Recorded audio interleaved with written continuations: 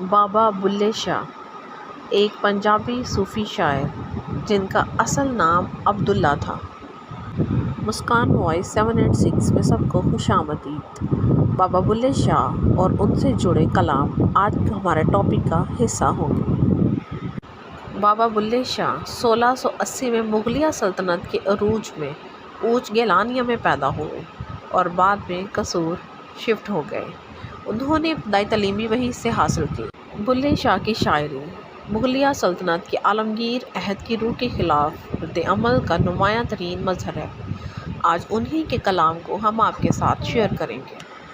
جے عشق کرنا گناہ اے لوکو، میں عشق کیتا مینوں مار دیو۔ موت نہ ویکھے عمر نوں تے عشق نہ ویکھے ذات۔ پڑھ پڑھ کتاباں علم دیاں تو نام رکھ لیا قاضی۔ ہاتھ وچ پھڑ کے تلوار نام رکھ لیا غازی۔ مکے مدینے گھم آیا تے نام رکھ لیا حاجی۔ او بلیا حاصل کی کیتا جے تو رب نہ کیتا راضی۔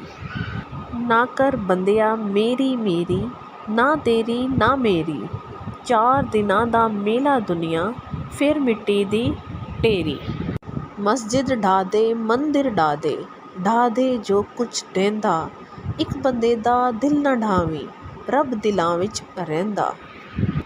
برے بندے نوں میں لبھن ٹریا پر برا نہ ملیا کوئی، جد میں اندر جھاتی پائی تے میں توں برا نہ کوئی۔ اس نال یاری کدی نہ کری جس نوں اپنے تے غرور ہووے، ماں باپ نوں برا کدی نہ کہیں چاہے لکھ انہاں دا قصور ہووے۔ راہ چلدے نوں دل نہ دیویں چاہے لکھ چہرے تے نور ہووے۔ او بلیا دوستی صرف اوتھے کری جتھے دوستی نبھاون دا دستور ہووے۔ غصے وچ نہ آیا کر، ٹھنڈا کر کے کھایا کر، دن تیرے وی پھر جان گے ایویں نہ گھبرایا کر۔ پیار دے ایسے بوٹے لا سارے پنڈے تے سایا کر، اپنے اندروں جھوٹ مکا سچ دا ڈول وجایا کر۔ رکھی سکھی کھا کے تو سجدے وچ ٹر جایا کر، من اندروں تو جھاڑو دے اندر باہر صفایا کر۔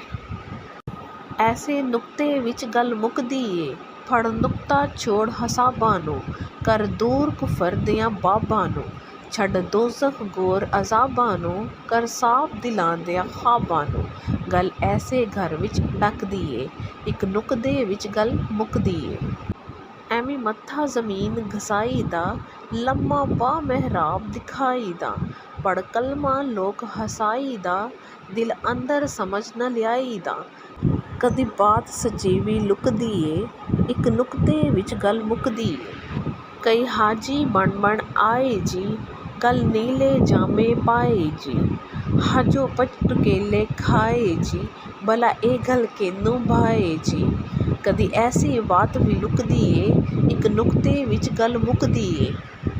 ایک جنگل بحری جاندے نے، ایک دانا روزی کھاندے نے، بے سمجھ وجود تھکاندے نے، گر مومن ہو کے ماندے نے، ایویں چلیاں وچ جند سکدی اے، ایک نقطے وچ گل مکدی اے۔